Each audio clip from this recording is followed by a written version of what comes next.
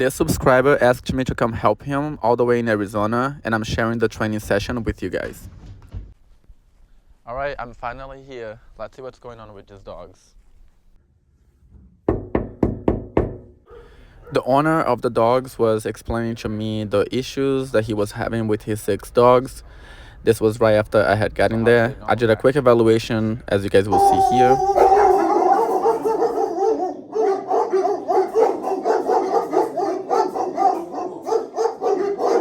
And I knew right away what these dogs needed. They needed some boundaries and some limitations. So I started right away working and demonstrating to the owner what steps we would need to take to get the whole pack under control. Shh.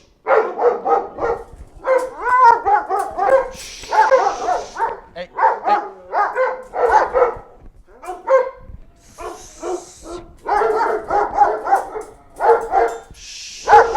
No. Hey. Hey. Shh.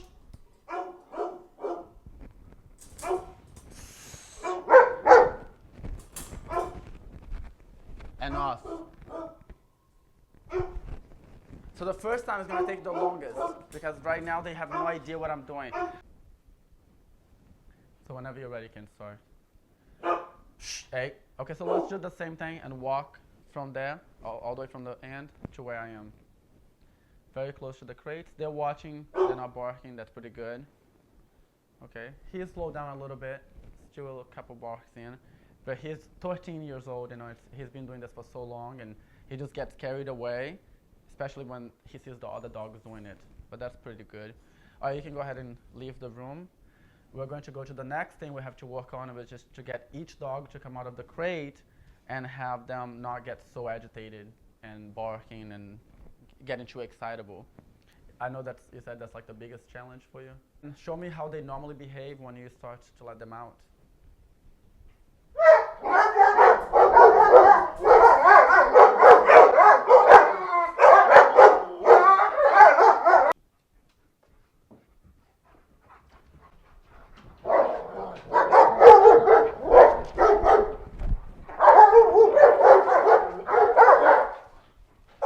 Okay, so now I'm going to start doing it. Shh, and off. Leave it. I'm going to start doing it my way now. So I will only I'm going to let one dog out because now we're only letting the first one and concentrate on everybody else having to control themselves before the second one comes out. And we're going to do that with everyone until they're all out here. And then we'll start putting them back in and practice it again. So starting with Max. What I do is the moment that they start going, I stop what I'm doing and go redirect them. So that he doesn't come out until everybody's home. And also he has to wait. So this technique right here, back. Because this is going to also make it not so exciting to come out. You know, it's like they have to actually hold themselves back without, hey, leave it. Without the crate being open, closed for them to stay in. Do you use wait at all? Do you say wait? Or? Oh, yeah. Okay. I use Wait. Now I'm going to call him when I'm ready, and everybody else have to be calm. Come on, Max. Good boy. And concentrate on it. Leave it. Now this is the moment to step in. It's the moment you can see little signs that she's going to be reactive or any of them. That's when you come up to the crate and say leave it. If she doesn't stop, I would do what I did before, just open the crate. That little touch, they're very easy dogs. That little touch gets their attention and just leave it. See that little bit, you want to intervene. If they're good, I go ahead to the second dog. Leave it. See what I'm talking about when it escalates. You see she gets up, she starts to pace. If you don't do anything right away, she's going to get barking and it's going to get everybody else going. So it makes it so much harder to stop them. So the moment I already know the things that she's going to associate with being let out. So just my hand going here, see how I get her excited. That's when I'm going to be watching her or anyone else that is being, see the touch, leave it. Just that touch is what is reinforcing it. So now we have Tess. Tess is the most timid one. Wait, it's the same thing. You're going to do the wait. Wait. And see, this is one thing that people make a big mistake. is that they don't know exactly how to act fast and how to reinforce what they're asking the dog to do. So they will do wait, like a lot of tension when they open in the crate, and they're really like not sure if the dog is going to stay. So what you want to do is act really confident. The worst that can happen is going to move forward and I'm going to close the crate. If he gets out, I'm just going to put him back and then practice. So by knowing that, you stay pretty calm, and I'm going to just tell him, wait, and open it. And then just ready to redirect him if I need to. Wait. Otherwise, he pretty much like that. He has that option to go or stay. I'm teaching him to think for himself and make that decision to stay.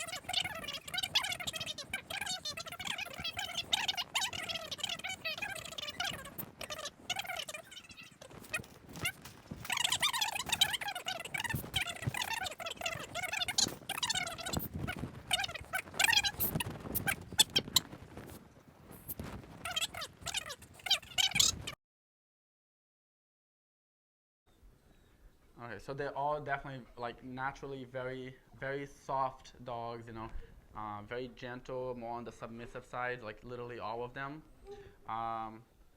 So they really just need guidance, and we're going to practice this a few more times right now, and then we're going to go ahead and let them out all together and see if we can get them to come down the stairs a little bit slower.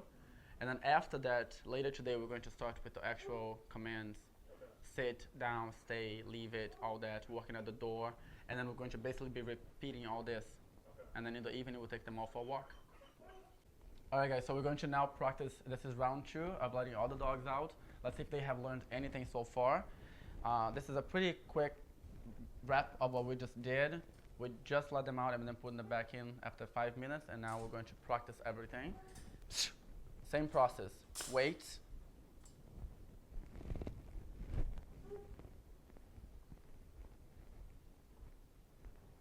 Max. Max, come. Good. Calm. Good boy. Wait. Wait.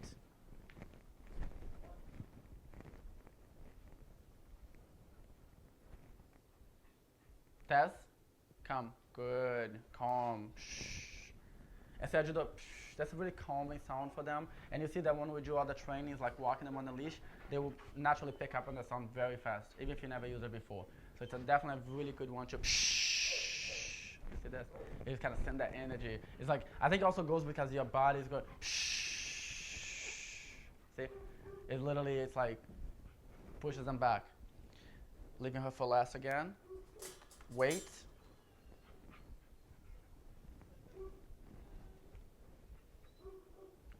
Stella.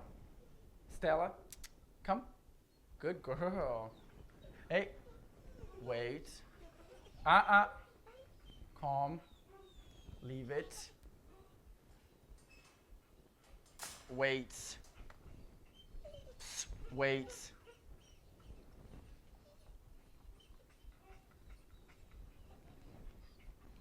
Nina. Nina, come. Good. Hey. Do you see how that you can intervene? Because it can go 2 ways. If you just leave it up to them, it's going to escalate. It's just a natural thing. So this here is just teaching her to have a little more self-control, and each time just becomes easier for her. It's a little bit of a struggle, but it's hard for us too. If I give her attention now, they all get jealous. She gonna expect it more the next time. They can play. Once they go out in the yard, they can play. Or after they're completely calm and they're playing pretty calm, gentle in the house, that's fine. You just don't want it to become chaotic, like because that's naturally what happens when you have so many dogs if you don't intervene like this. Right? And still, I always wait as well as the dog that is in the crate and the ones that are outside to be calm enough for the next distraction. Sure. Because every time you're letting them out is a new level of distraction. So it's very important to let everybody be calm before we add anything new. Because now I'm only concentrating on her. If they're all pacing and all whiny and excitable, I have to coordinate myself between all of them. It's a lot harder to do that. But go. To the back. Back. Back. So she actually understood go was like free to go. So she didn't mean to try to get out. She's actually very responsive. Like she's very focused. That's what I told you this on the phone. She's actually more focused than the other dogs because they really just don't know what to do with themselves, and they kind of get like shut down in a way whenever there's just the pressure here with so much going on. And she's actually paying very close attention to you, to me, the dog. She's looking at everything. Maya. So when there's calmness, this is the perfect time to reward and pet. It just, she had to wait for it. So after a couple of repetitions with getting the dogs to calm down in the crates and come out slowly, it was time to bring them back up. And this time we're going to practice getting them to come all the way down the stairs, much calmer, not trying to rush in front of us. And then we're going to let the owner go ahead and practice everything that we have done.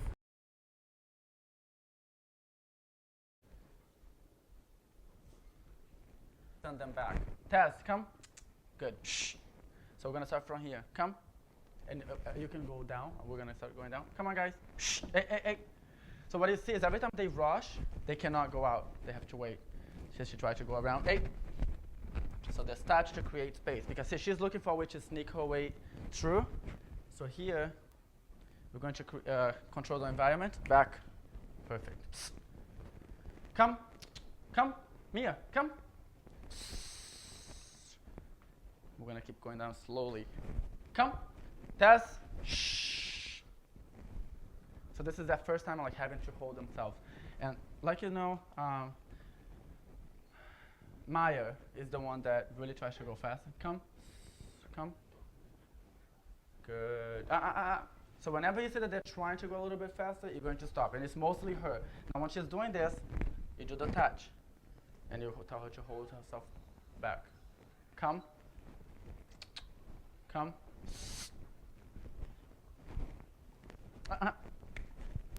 No. Back. So see what you do here by doing this touch, teach them to also like give you space. Come. Come on, guys. Come on. Shh. Calm. Come. Come. Hey, hey, hey. Good job. So they're going back up, and then we're going to bring them down one more time to see how they do. Max, get in your cage. And down. Call them. Come on, guys. Shh. So same thing. Teach them to hold themselves. Wait. Back. Creating space.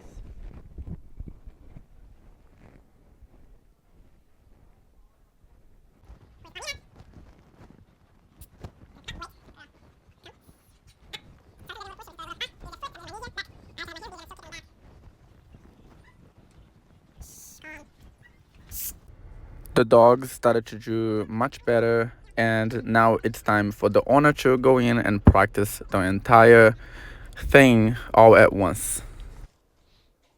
Once you open them all, you can start calling them, putting them in a down, one at a time. Stay.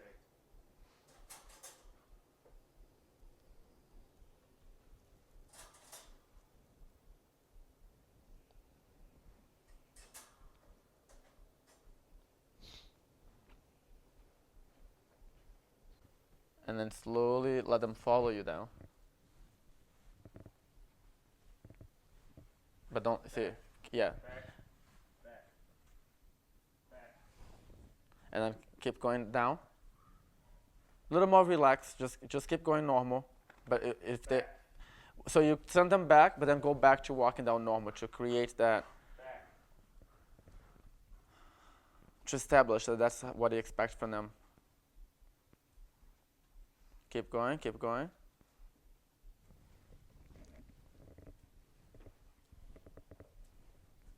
Back. Back. Back.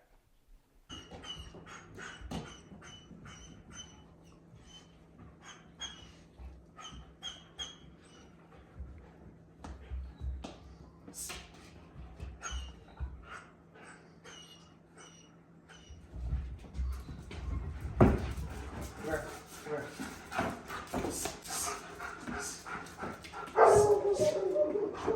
Sit. Just sit. Sit. So another problem that this family had with the pack of dogs is that it was very difficult or impossible for them to have visitors come to the house without the dogs getting super excited, jumping on them.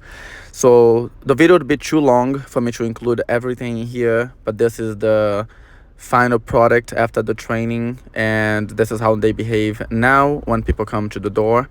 Of course, you guys can see they still have the leashes on so that they can be reinforced, but as you can see, they're very calm. They're not excitable at all. So the leashes are there just in case, because this was all done in one weekend of training.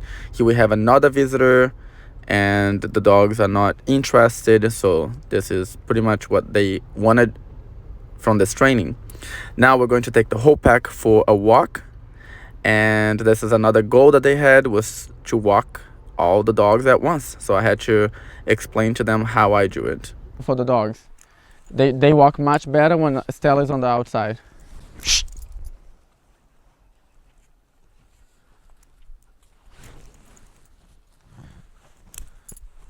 And then now I just use my right hand and I redirect each dog individually. Heel.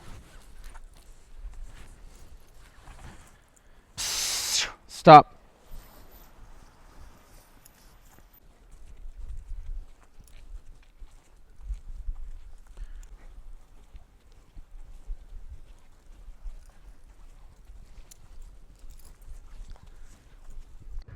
I spent 3 full days with the family and the dogs for this full training course, and the dogs are now much calmer. And if you guys would like to see the testimony from the owner even weeks after I had left, please reach out to me on Instagram. You can also go to my Instagram if you'd like to hire me to come to you anywhere in the world to help you train your dogs.